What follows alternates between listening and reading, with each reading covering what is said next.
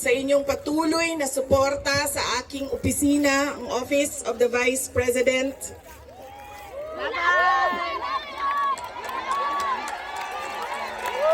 Inday Sara Duterte! Inday Sara Duterte! Inday Sara Duterte!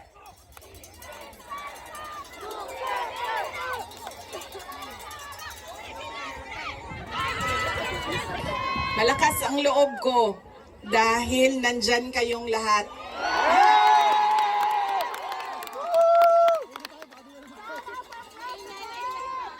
Kanina noong papasok ako dito, marami ang nagsabi, be strong, be courageous.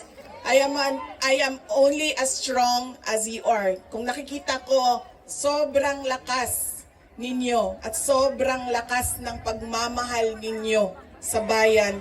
Ganyan din ang nararamdaman ko.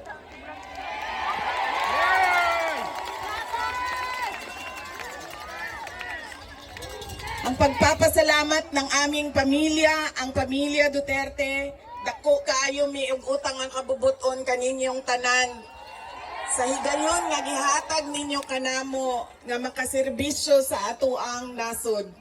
Napakalaki ng utang na loob namin sa inyong lahat sa pagkakataon na ibinibigay ninyo sa amin na makapaglingkod sa bayan. Maraming salamat po sa inyo, mga kababayan namin.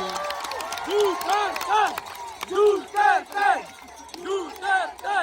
Duterte! Duterte! Duterte!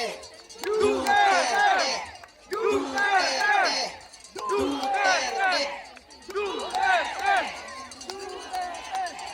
Huwag ninyong kalimutan, ayaw ninyong kalimti ang kausa. Huwag ninyong kalimutan ang laban. What is our cause? Our cause is for our country. Ang laban na ito ay para sa bayan. Mga kababayan, ang lahat ng ginagawa natin ay para sa Diyos, sa bayan, at sa bawat pamilyang Pilipino. Duterte! Duterte! Duterte! Duterte! Duterte! In behalf of the Filipino migrant, ma'am, salamat po. Malaki po ang pagpunta nyo dito. It's an inspiration for all of us. Am I right? Yeah! Kantahan natin si Tatay Digong ng Happy Birthday with Ma'am Sara. Okay? 1, 2, ready, go. Happy birthday to you. Happy birthday to you. Happy birthday, Tatay Digong. Happy birthday.